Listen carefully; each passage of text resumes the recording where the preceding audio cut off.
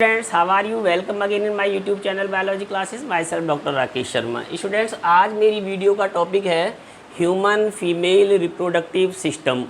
जैसे हमने आपको पिछली वीडियो में कराया था ह्यूमन का मेल रिप्रोडक्टिव सिस्टम, स्टूडेंट्स आज हम आपके लिए लेके आए हैं ह्यूमन का फीमेल रिप्रोडक्टिव सिस्टम। जैसे देखिए, इनमें बहुत ज़्यादा डिफरेंस नहीं है। ह्यूमन का जो मेल और फीमेल रिप्रोडक्टिव सिस्टम है, थोड़े से इसमें माइनर से डिफरेंसेस हैं। तो आज हम एक तो उनके बारे में आपसे डिस्कस करेंगे भी कौन कौन से जो डिफरेंसेस पाए जाते हैं ह्यूमन के मेल और फीमेल रिप्रोडक्टिव सिस्टम के अंतर्गत।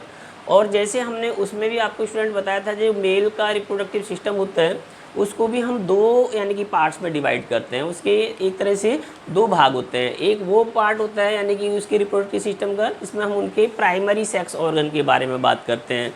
और दूसरा वो पार्ट होता है जिसमें हम जो सेकेंडरी या एसेसरी यानी कि पार्ट होते हैं। इसी तरह से ह्यूमन का जो फीमेल रिप्रोडक्टिव सिस्टम है, इसको भी आप स्टूडेंट्स दो भागों में डिवाइड कर सकते हैं, दो भागों में बांट सकते हैं। इसका एक प्राइमरी यानी कि सेक्स ऑर्गन और दूसरे होते हैं एसेसरी सेक्स ऑर्गन्स या सेकेंडरी सेक्स ऑर्गन। तो स्टूडेंट, जैसे हमने उसमें भी बताया था कि जो प्राइमरी सेक्स ऑर्गन्स होते हैं, चाहे वो मेल के हों चाहे वो फिर फीमेल के हों, वो प्राइमरी सेक्स ऑर्गन्स में हम किसको यानी स्टडी करते हैं, वो केवल उनके जो गोनेड्स होते हैं। यानी कि जैसे मेल के अंदर टेस्टीज आपको बताए थे और फीमेल में होती हैं ओवरी। तो जो ओवरीज हैं, जैसे ये पेयर्ड स्ट्रक्चर होती है, यानी कि देर आर मेनली दो ओवरी होती हैं फीमेल के अंदर, और इनके भी वही फंक्शन होते हैं। क्योंकि जो प्राइमरी सेक्स ऑर्गन होता है स्टूडेंट्स, उन प्राइमरी सेक्स ऑर्गन्स का जो काम है, उनका काम होता है एक तो फॉर्मेशन ऑफ जैसे सेक्स सेल्स, जिनको हम गैमीट्स कहते हैं, या जैसे मेल और फीमेल गैमीट। जैसे मेल के अंदर हमने बताया था कि जो टेस्टीज हैं उनके दो काम होते हैं। पहला फंक्शन यानी कि जो टेस्टीज परफॉर्म करते हैं वो है फॉर्मेशन ऑफ स्पर्मेटोजोआ, और सेकेंडरी जो उनका फंक्शन होता है, जो दूसरा काम होता है, सिक्रीशन ऑफ जो मेल सेक्स हार्मोन है टेस्टोस्टेरोन। इसी तरह से इनमें भी अगर हम बात करें, जो ह्यूमन का फीमेल रिप्रोडक्टिव सिस्टम है स्टूडेंट्स, इसमें भी जो प्राइमरी सेक्स ऑर्गन्स होते हैं, उन प्राइमरी सेक्स ऑर्गन्स में हम जो पढ़ते हैं वो होती हैं ओवरीज। तो जो ओवरी हैं, क्योंकि फीमेल में जो ओवरी होती हैं ये एक प्राइमरी सेक्स ऑर्गन की तरह काम करती है, और इनकी भी वही दो कार्य होते हैं। जैसे फर्स्ट जो इंपॉर्टेंट फंक्शन होता है इनका कि फॉर्मेशन ऑफ ओवा, यानी कि एग का फॉर्मेशन करना, और दूसरा फंक्शन यानी कि इनसे भी हार्मोन सिक्रीट होते हैं, जिनको हम फीमेल सेक्स हार्मोन्स के नाम से जानते हैं, जो पूरी होल रिप्रोडक्टिव साइकिल को मेंटेन करने का काम करते हैं या कंट्रोल करते हैं। और दूसरे आते हैं जो सेकेंडरी सेक्स ऑर्गन्स होते हैं स्टूडेंट, उसमें वो सारी की सारी डक्ट्स आती हैं और जो ग्लैंड्स होती हैं, जो मेनली सेक्सुअल रिप्रोडक्शन में पार्टिसिपेट करती हैं या भाग लेती हैं, या जैसे उनमें हेल्प का काम करती हैं, यानी उनकी मदद करती हैं। तो उनको हम एसेसरी या जैसे क्या कहते हैं, सेकेंडरी सेक्स ऑर्गन्स कहते हैं। तो आज हम स्टूडेंट्स आपके साथ जो डिस्कस करेंगे, क्योंकि ये बहुत लेंदी चैप्टर जैसे कहिए एक तरह का टॉपिक है, तो आज हम इसको प्राइमरी केवल सेक्स ऑर्गन्स को डिस्कस करेंगे, जो मेनली फीमेल्स के प्राइमरी सेक्स ऑर्गन्स हैं, यानी कि जो ओवरीज हैं, यानी कि जो ओवरी होती हैं, ओवरी को केवल हम यहाँ आज एक्सप्लेन करेंगे। और उसके जो बाकी के पार्ट हैं, जो यानी कि जो सेकेंडरी सेक्स ऑर्गन्स में आते हैं, जिसमें पेयर्ड में ओविडक्ट आता है, एक अनपेयर्ड यूट्रस आता है, और एक जैसे उसका वेजाइना है, एक्सटर्नल जेनेटिलिया जिसको या वुल्वा कहते हैं, और एक जैसे उनके अंदर ग्लैंड्स में सबसे जो इम्पोर्टेंट ग्लैंड होती है फीमेल के अंदर वो ब्रेस्ट होती हैं, ठीक है। तो वो सेकेंडरी सेक्स ऑर्गन्स में आती हैं स्टूडेंट्स, उनको हम बाद में यानी कि डिस्कस करेंगे। पहले आज जो हम आपके साथ डिस्कस करेंगे वो हैं प्राइमरी सेक्स ऑर्गन्स। और प्राइमरी सेक्स ऑर्गन्स में हम किनको लेते हैं, जो पेयर्ड ओवरीज हैं, जो मेनली इसके अंदर पाए जाने वाली पेयर्ड में ओवरीज होती हैं, यानी कि जैसे कहिए, क्योंकि जो फीमेल्स हैं जितने भी यानी कि हम जैसे देखते हैं जो प्राइमरी सेक्स ऑर्गन्स में ओवरी। तो अब हम बात करें जैसे मेल से ये किस तरह से डिफरेंस होता है। मेल में जैसे हमने स्टूडेंट बताया था आपको कि जो टेस्टीज होते हैं they are located to outside the body, वो बॉडी से बाहर, यानी कि जैसे कहते हैं एक स्क्रोटम के अंदर पाए जाते हैं, स्क्रोटल पाउच के अंदर लोकेटेड होते हैं, क्योंकि बनते तो पेट के अंदर ही हैं। जब इनका यानी कि एक तरह से फॉर्मेशन होता है in early stage of development male के अंदर हैं, और जो टेस्टीज हैं तो उनका फॉर्मेशन तो यानी कि एब्डोमिनल कैविटी के अंदर ही होता है, बट वो यानी कि जैसे कहते हैं जो 7th मंथ होता है डेवलपमेंट का, उसमें वो डिसेंड करके और स्क्रोटम पाउच के अंदर आ जाते हैं। लेकिन फीमेल में ऐसा नहीं होता। ये डिफरेंस है एक तो कि फीमेल्स में क्या होता है स्टूडेंट, कि फीमेल्स में जो ओवरी होती हैं they are located into the abdominal cavity, जो लोअर पार्ट होता है एब्डोमिनल कैविटी का, यानी जिसको हम जैसे कहते हैं पेल्विक, जो हमारी कैविटी है, जो पेल्विक वाला रीजन होता है एब्डोमेन का, इस रीजन में वो पाई जाती हैं। तो 2 ओवरी हैं, पेयर्ड में होती है, क्योंकि जैसे टेस्टिज पेयर्ड में पाए जाते हैं, इसी तरह से फीमेल में जो ओवरी होती हैं, तो जो उनकी पोजीशन है, जो उनकी लोकेशन होती है, वो लोअर पार्ट है एब्डोमेन का, जो लोअर पार्ट होता है, यानी जो पेल्विक वाला पार्ट होता है, इसमें यानी कि 2 ओवरी पाई जाती हैं। और अगर हम इनके साइज़ की बात करें तो साइज़ में जैसे हमने टेस्टिज के भी आपको साइज़ दिए हुए बताए थे, इसी तरह से अगर हम इनके साइज़ की बात करते हैं स्टूडेंट्स, तो जो ओवरी का साइज़ होता है, हालांकि जैसे जब हम अर्ली जैसे कहिए स्टेज की बात करते हैं, या जैसे कहते हैं जब कोई फीमेल के अंदर जो उनके अंदर साइकिल्स यानी चलती हैं, जो मेंस्ट्रुअल साइकिल जब उनके अंदर स्टार्ट हो जाती हैं, तो जब उसके अंदर जो ग्राफियन फॉलिकल्स होते हैं उनके साइज़ क्योंकि बढ़ने से ओवरी का साइज़ बढ़ जाता है। लेकिन अगर हम एक यंग जैसे कहें कि जो बच्चे होते हैं, चाइल्ड होते हैं, फीमेल चाइल्ड, तो उनके अंदर अगर हम इनके साइज़ की बात करेंगे तो नॉर्मली इनका जो साइज़ होता है 2 to 4 सेंटीमीटर लॉन्ग, यानी कि 2 से लेकर 4 सेंटीमीटर की लंबाई हो सकती है ओवरी की। और इनकी जो चौड़ाई है, यानी कि जैसे कहते हैं जो इनकी विड्थ है, वो 2 सेंटीमीटर यानी कि 2 सेंटीमीटर होती है। और जबकि इसकी जो थिकनेस की बात करें अगर हम, तो ये इनकी जो थिकनेस होती है वो 1 सेंटीमीटर के आसपास होती है। और शेप में अगर आप देखते हैं स्टूडेंट, तो इनकी जो शेप है लाइक जैसे जो अलमोंड होते हैं, यानी कि जैसे बादाम होता है, बादाम की जैसी स्ट्रक्चर होती है। और क्योंकि आप जानते हैं जो भी जितने भी हमारे एब्डोमेंस के अंदर जो पाए जाने वाले ऑर्गन्स होते हैं स्टूडेंट, तो एब्डोमेन में पाए जाने वाले जितने भी ऑर्गन्स होते हैं, सभी ऑर्गन्स के ऊपर कवरिंग होती है, क्योंकि इनको हम विसरल ऑर्गन कहते हैं। और इन सभी के ऊपर क्या होती है, विसरल पेरिटोनियम की कवरिंग होती है, जो इनको अपनी पोजीशन पे फिक्स करके रखती हैं। तो हमारे अंदर यानी कि ह्यूमन फीमेल्स में क्या देखते हैं हम स्टूडेंट्स, तो ह्यूमन फीमेल्स में भी जो ओवरी होती है, तो इन ओवरी को सबसे पहले जैसे ढकने के लिए ऊपर से जो कवरिंग होती है ओवरी की, ठीक है, वो विसरल पेरिटोनियम की। अगर हम अब इसका एक आपको डायग्राम दिखाएं, जैसे ये डायग्राम है स्टूडेंट एक ओवरी का, तो इस ओवरी को अगर आप देखते हैं तो इसकी थोड़ी सी जैसे इसमें श्रिंकेज जैसी स्ट्रक्चर होती है, यानी कि जैसे ना श्रिंक हो रही है, सुपुड़ सी रही हो। और जैसे आपने अलमोंड देखे ही हैं, बादाम देखे हैं, उसमें झुर्रियाँ सी पड़ी होती हैं, एक जैसे एक उसमें छोटी छोटी खाँच ग्रूव स्कल्पचरिंग लाइक स्ट्रक्चर्स होती है। तो इस तरह से ये अलमोंड शेप स्ट्रक्चर है। और इसमें हम क्या देखते हैं कि इसकी जो आउटर यानी कि जैसे कहते हैं, क्योंकि ये ऊपर से ढकी होती है, जो कवरिंग है पेरिटोनियम की, जिसको हम को क्या कह रहे हैं, विसरल पेरिटोनियम की कवरिंग होती है, या जिसको हम मीजोवेरिया के नाम से जानते हैं, यानी कि ये मीजोवेरियम। तो ये मीजोवेरियम है, इसमें जो डबल यानी एक तरह से फोल्ड होती है ये, और इसी के साथ वो लिगामेंट भी बनाती हैं। तो अगर हम बात करते हैं जैसे इनको जो ढकने के साथ साथ जो ये अपनी जैसे पोजीशन पे फिक्स रहती हैं, तो अपनी पोजीशन पे फिक्स करने के लिए क्योंकि कुछ लिगामेंट्स होते हैं स्टूडेंट्स। तो अगर हम लिगामेंट्स की बात भी करें तो कौन कौन से लिगामेंट्स होते हैं, तो एक तो यही होते हैं जो ब्रॉड लिगामेंट है, इसमें उनको हम ब्रॉड लिगामेंट कहते हैं स्टूडेंट, जो मेनली विसरल पेरिटोनियम की जो डबल फोल्ड है उनसे बनते हैं। इनको कहते हैं ब्रॉड लिगामेंट, जो इनको अपनी फिक्स जैसे कहते हैं पोजीशन पे हेल्ड करके रखती हैं। दूसरा एक और होते हैं इसमें ओवेरियन लिगामेंट्स। तो जो ओवेरियन लिगामेंट्स होते हैं, यानी कि जो ओवरी को यूट्रस के साथ कनेक्ट करते हैं स्टूडेंट्स, उनके लिए हम टर्म यूज़ करते हैं ओवेरियन लिगामेंट्स। ये ओवरी क्योंकि बिल्कुल कहाँ पर होती हैं, जैसे जो ओवरी होती हैं ये यूट्रस, जैसे मान लो जब आप फीमेल का रिप्रोडक्टिव सिस्टम उसका जब हम आपको आगे पूरा एक तरह से डायग्राम बनाएंगे, तो जब हम ओवरी को दिखाते हैं स्टूडेंट, तो ओवरी बिल्कुल नियर आ जाती है जैसे यूट्रस के। तो यूट्रस के साथ भी वो एक दूसरे के साथ जैसे अटैच रहती हैं, चिपकी रहती हैं, तो उनको एक हेल्ड करने का काम, उनको पकड़ने का काम, ओवरी को यूट्रस के साथ भी जोड़ने का जो काम कर रहे हैं, वो लिगामेंट होते हैं स्टूडेंट, उनको कहते हैं ओवेरियन लिगामेंट्स। और एक और होते हैं सस्पेंसरी लिगामेंट्स। जैसे अभी मैंने बताया कि क्योंकि इसकी जो पोजीशन है ओवरी की, वो कहाँ होती है फीमेल में, जो हमारा लोअर पार्ट है एब्डोमेन का, यानी कि जो पेल्विक रीजन है। तो उस पेल्विक जो यानी कैविटी है, उस पेल्विक जो वॉल होती है, उस पेल्विक की जो वॉल है, उनके साथ भी इसको अटैच करके रखा जाता है, जोड़ के रखा जाता है स्टूडेंट। और वहाँ पर जो लिगामेंट्स होते हैं, वो लिगामेंट्स होते हैं स्टूडेंट कौन से, सस्पेंसरी लिगामेंट्स। तो ये तीन एक तरह से मेनली लिगामेंट्स हैं जो ओवरी को अपनी पोजीशन पे फिक्स करके रखते हैं। उनमें एक ब्रॉड लिगामेंट्स होते हैं जो इसी से बनते हैं, जो विसरल पेरिटोनियम की डबल फोल्ड होती है, ये बनाते हैं। इनको हम ब्रॉड लिगामेंट के नाम से जान रहे हैं। एक ओवेरियन लिगामेंट्स हो गए जो यूट्रस के साथ कनेक्ट कर रहे हैं, एक सस्पेंसरी लिगामेंट्स हो गए जो लेटरल पेल्विक यानी कि वॉल के साथ, जो लेटरल साइड है पेल्विक वॉल की, उसको यानी कनेक्ट उसके साथ कनेक्ट करते हैं ओवरी को। तो ये तो इसका स्टूडेंट हो गया एक आउटर जैसे कहिए स्ट्रक्चर या आउटर मॉर्फोलॉजी।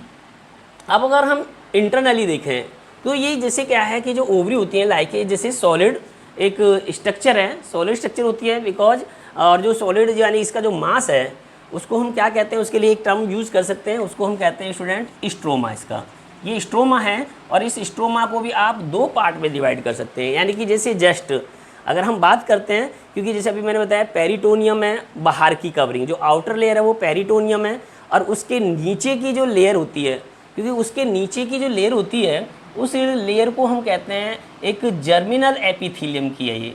तो ये जो जर्मिनल एपिथीलियम की जो लेयर होती है स्टूडेंट्स, ये वही सेल होती हैं जर्मिनल एपिथीलियम की सेल, जैसे हमने आपको टेस्टिस के अंदर भी बताई थी। क्योंकि जो जर्म सेल्स होती हैं, जो मेनली क्या बनाती हैं हमारे जर्म सेल्स, इनकी शेप भी होती है क्यूबॉइडल।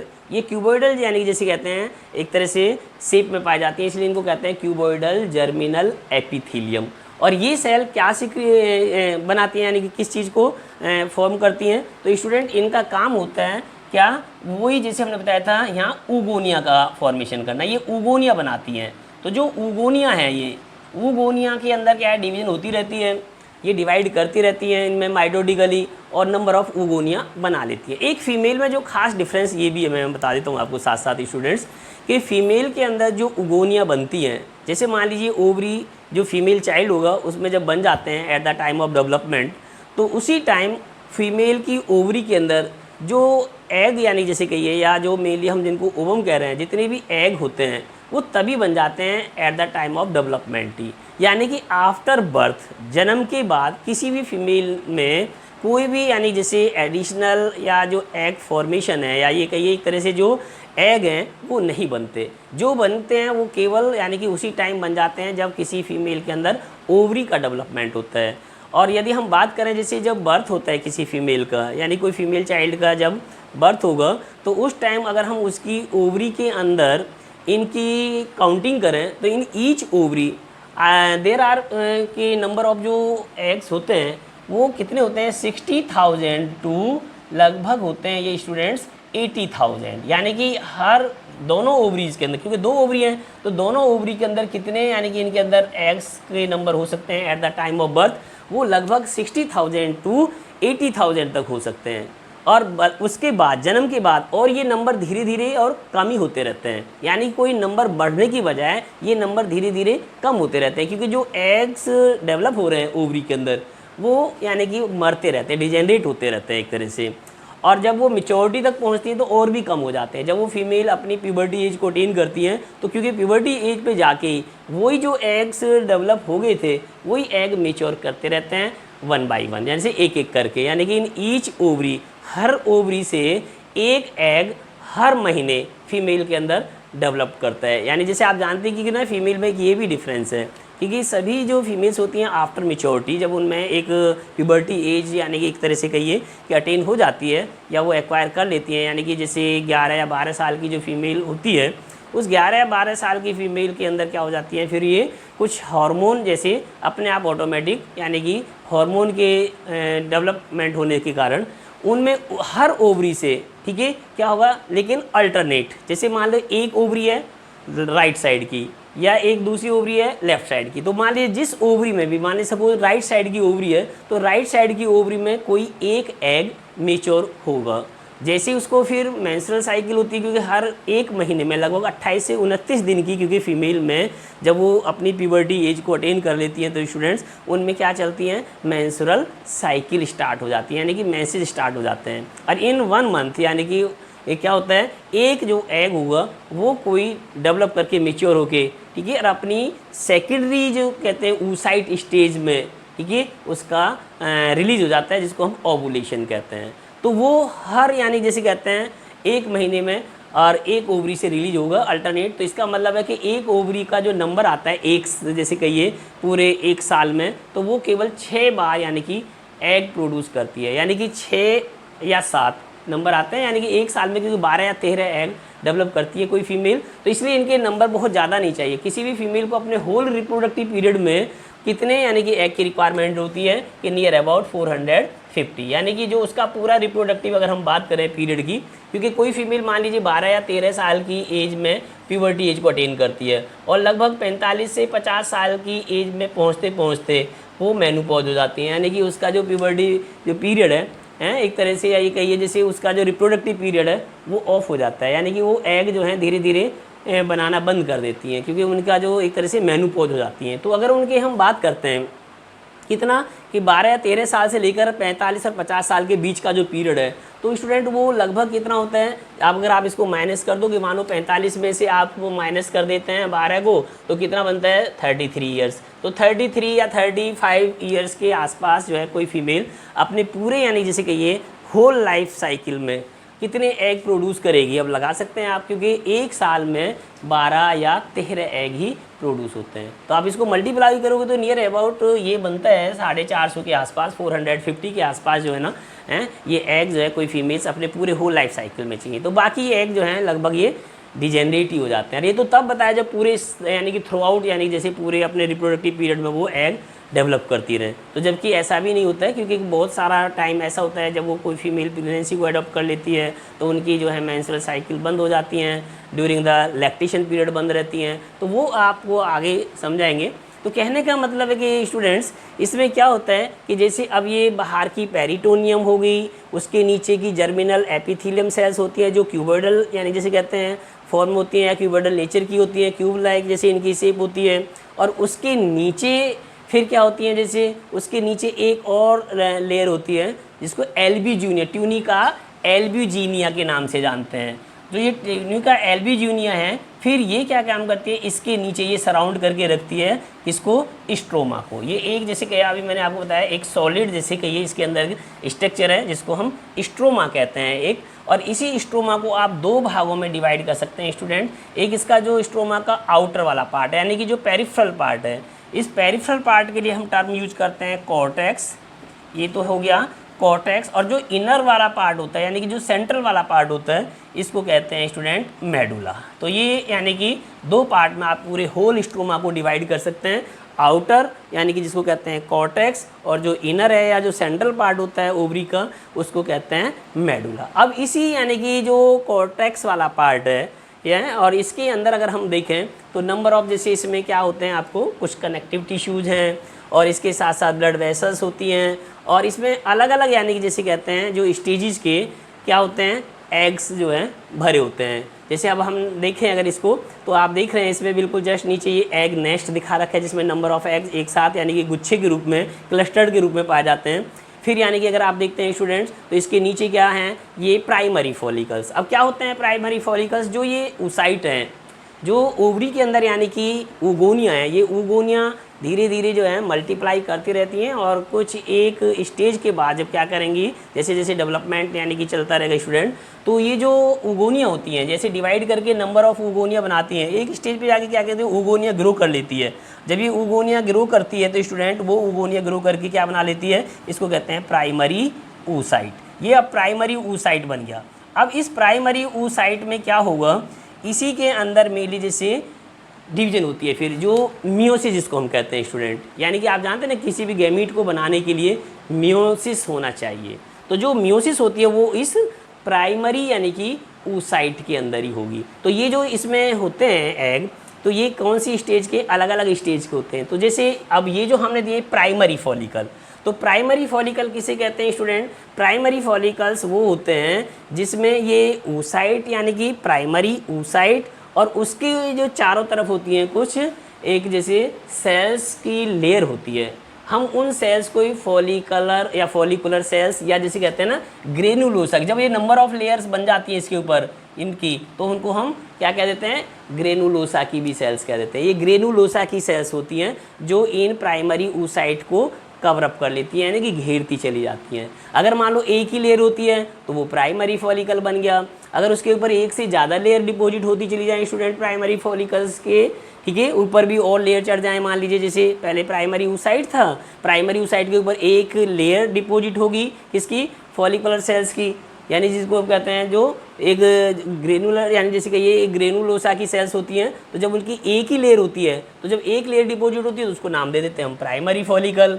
जब उसके ऊपर एक से ज़्यादा यानी कि मान लीजिए 2 या 3 लेयर डिपॉजिट हो जाएं तो उसका नाम चेंज हो जाता है, वो कन्वर्ट हो जाते हैं primary follicle change into the secondary follicle.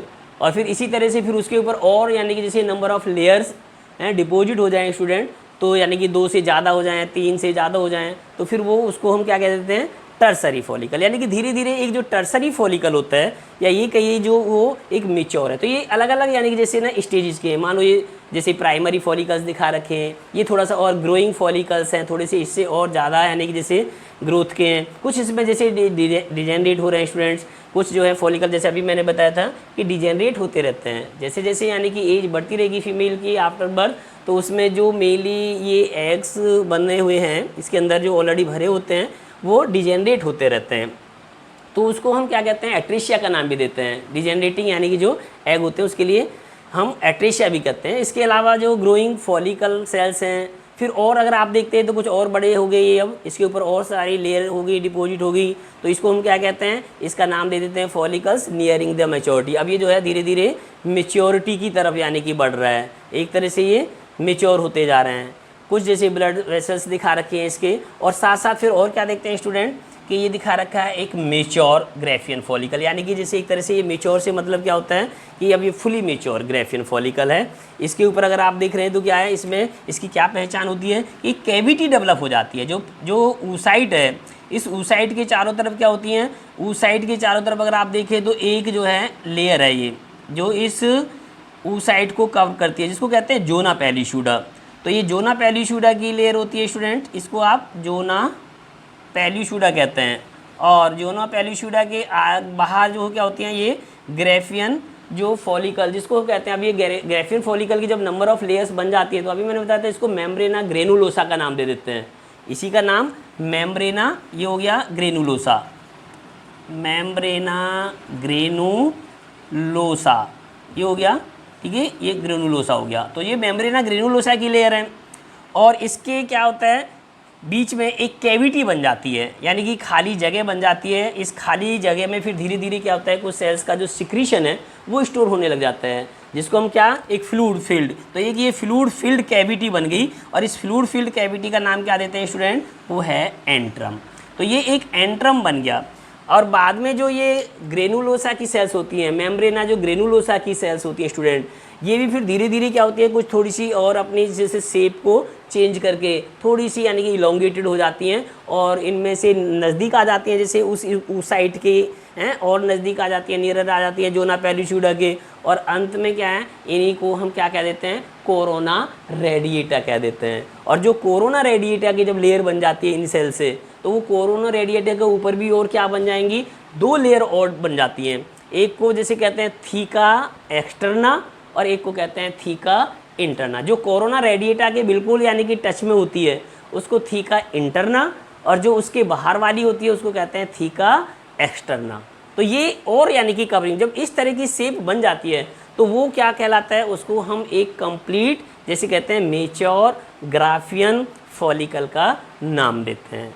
उसके बाद स्टूडेंट, तो अभी जैसे मैंने बताया जब ये मेच्योर हो जाते हैं तो 1 महीने के अंत में, यानी जैसे कहिए 1 महीने के अंदर एक ओवरी एक एग का फॉर्मेशन करती है, यानी कि उसको एक तरह से मेच्योर कराने के बाद में। और फिर वो जब रिलीज होता है ओवरी से, जब वो निकल जाता है, ठीक है, तो निकलने के बाद तो उस प्रोसेस को हम एक टर्म यूज करते हैं उसके लिए भी, ओवुलेशन। ओवुलेशन कहते हैं यानी कि releasing of the ovum after ovulation students. तो आफ्टर ओवुलेशन जो रिमेनिंग पार्ट है, अब इसका जो बचा हुआ भाग है, यानी कि जैसे oocyte निकल गया, सेकेंडरी oocyte स्टेज में ये एग रिलीज हो जाता है, और जो उसका रिमेनिंग पार्ट होता है वो रिमेनिंग पार्ट एक ग्लैंड की तरह काम करेगा, और उस ग्लैंड के लिए हम टर्म यूज़ करते हैं स्टूडेंट कार्पस ल्यूटियम।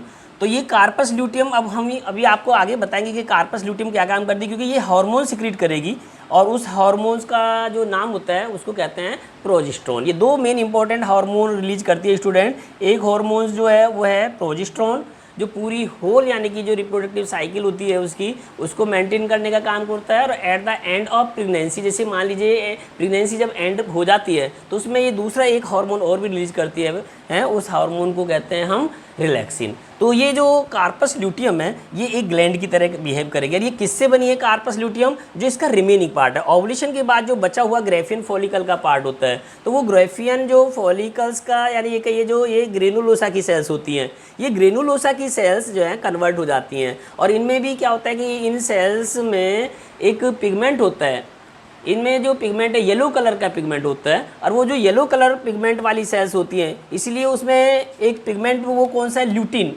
तो वो जो ल्यूटिन नाम का है, उसी के नाम पे इसको कार्पस ल्यूटियम का नाम देते हैं। वो ल्यूटिन नाम का जो पिगमेंट है वो यानी कि जो सेल्स होती हैं जिनमें वो पिगमेंट पाया जाता है, वही सेल्स सिक्रीट करती हैं ये दो मेन इंपॉर्टेंट हार्मोन्स, एक प्रोजेस्टेरोन और एक को कहते हैं हम रिलैक्सिन। रिलैक्सिन एंड में यानी प्रेगनेंसी के एंड में यानी एक तरह से रिलीज होता है, और जो प्रोजेस्टेरोन है वो ओवुलेशन के तुरंत बाद यानी जैसे ये कॉर्पस ल्यूटियम की तरह बिहेव करेगी तो सिक्रीट होना स्टार्ट हो जाता है। और उससे पहले जो स्टूडेंट ये ग्रेफिन फॉलिकल की सेल्स थी यानी कि जो ग्रेनुलोसा की जो सेल थी, मेम्ब्रेना ग्रेनुलोसा की सेल थी, ये उस टाइम जो है क्या बनाती हैं, उस टाइम ये एक और हार्मोन सिक्रीट करी थी, एस्ट्रोजन। और इस टाइम जब ये कॉर्पस ल्यूटियम बनाती है तो एस्ट्रोजन का जो सिक्रीशन है वो बहुत कम हो जाता है, बहुत ही कम मात्रा में यानी कि ये सिक्रीट करती हैं। उस टाइम इसकी जो सबसे ज़्यादा यानी कि सिक्रीशन होता है वो प्रोजेस्टेरोन का होता है स्टूडेंट्स।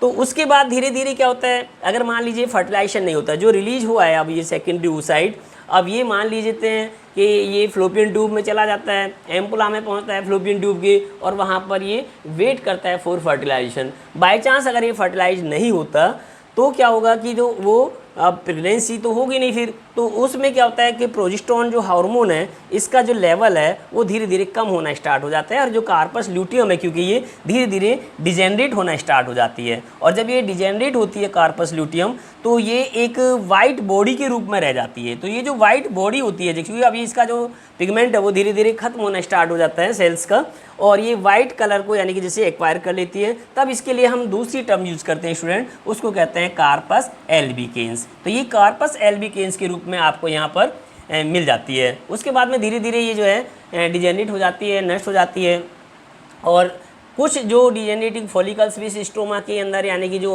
कॉर्टेक्स वाला पार्ट है इसमें पाए जाते हैं। तो इस तरह से स्टूडेंट्स इस ओवरी के जो अंदर हैं ये डिफरेंट यानी कि जैसे स्टेजेस के एग्स हो गए, और एक हमने एक मेच्योर ग्रेफियन फॉलिकल्स बता दिए। तो ये क्या है, जो अब इस ओवरी में अगर हम देखें इस ओवरी के ओवरऑल जो फंक्शन है स्टूडेंट, तो इसने दो यानी कि फंक्शन परफॉर्म किए। नंबर 1 क्या, एक तो जो इसकी जर्मिनल एपिथेलियम सेल्स थी यानी कि वो क्या बना रही थी, वो ओगोनिया बनाती हैं, और ये ओगोनिया फिर डिवाइड करके माइटोटिकली नंबर ऑफ जैसे प्राइमरी oocytes बनाती रहती हैं, और इन्हीं प्राइमरी oocyte में से कोई एक एग जो होता है यानी कि oocyte होता है वो मेच्योर करके क्या बना लेता है, टर्सरी oocyte बनाता रहता है। और टर्सरी oocyte फिर आफ्टर यानी जैसे कहिए कि जब उसमें एक तरह से मेंस्ट्रुअल साइकिल स्टार्ट होती है, जब आप प्यूबर्टी एज को वो अटेन कर लेती है कोई फीमेल, तो वो यानी कि एक जो oocyte होगा सेकेंडरी स्टेज में, सेकेंडरी oocyte स्टेज में वो ओवरी से रिलीज हो जाते हैं। इस तरह से ये चलता रहेगा। तो एक तो फंक्शन हो गया इसका ओवरी का, फॉर्मेशन ऑफ यानी कि ओगोनिया, और दूसरा अभी जैसे मैंने बताया था स्टूडेंट्स के इसके ऊपर जो है जो oocytes होते हैं इनके ऊपर जो है धीरे धीरे लेयर्स डिपॉजिट होती चली जाती है फॉलिकल सेल्स की। तो फॉलिकल सेल तो हम उनको तब कहते हैं जब उनकी एक ही सिंगल लेयर होती है। उसके बाद में यही फॉलिकल सेल्स जब यानी कि नंबर ऑफ लेयर्स में अरेंज हो जाती हैं तो इनको मेम्ब्रेना ग्रेनुलोसा की सेल्स कहना स्टार्ट कर देते हैं हम। तो जो मेम्ब्रेना ग्रेनुलोसा की सेल्स होती हैं ये फिर धीरे धीरे हॉर्मोन्स भी सिक्रीट करती हैं। तो वो जो हॉर्मोन्स हमने अभी आपको बताए हैं एस्ट्रोजन्स, ठीक है, तो वो एस्ट्रोजन हार्मोन्स सिक्रीट करती हैं, और उसके बाद जब इसमें ओवुलेशन हो जाती है तो फिर वही यानी कि ग्रेफियन की जो सेल्स थी यानी कि जो मेम्ब्रेना या ग्रेनुलोसा की सेल जिनको हम कह रहे थे, वो सेल्स एक तरह से कॉर्पस ल्यूटियम यानी जिसे कहते हैं ग्लैंड की तरह बिहेव करती हैं ये भी, और फिर ये दूसरे हार्मोन सिक्रीट करना स्टार्ट कर देती हैं, जैसे एक तो प्रोजेस्टेरोन जिसको कहते हैं, प्रोजेस्टेरोन के अलावा और कौन सा हार्मोन सिक्रीट करती हैं, जैसे अभी मैंने बताया था रिलैक्सिन। ये रिलैक्सिन वो हार्मोन होता है जब मेल जब फीमेल कोई भी यानी कि फीमेल प्रेगनेंसी के कंप्लीट होने के बाद बर्थलिंग करती है तो वो यानी कि पूरी बॉडी को जैसे रिलैक्स करने के लिए जो लिगामेंट्स वगैरह होते हैं उनको ढीला करने के लिए ये रिलैक्सिन हार्मोन सिक्रीट करती हैं। तो इसका मतलब दो मेन इंपॉर्टेंट हार्मोन यानी कि सिक्रीट हो रहे हैं, एक एस्ट्रोजन और एक प्रोजेस्टेरोन, और जैसे कहते हैं एंड पे रिलैक्सिन हार्मोन। तो एक तो हार्मोन का सिक्रीशन ये फंक्शन हो गया, और एक फॉर्मेशन ऑफ ओवा यानी कि ये फंक्शन हो गया। तो दो मेन इंपॉर्टेंट यानी कि फंक्शन कोई ओवरी परफॉर्म करती है। तो ये हो गए हमारे इसके प्राइमरी सेक्स ऑर्गन। तो इसको अच्छी लगी होगी, आप इसको सब्सक्राइब कीजिए, अपने दोस्तों को शेयर कीजिए, और हमारी वीडियो देखते रहिए। Thank you very much.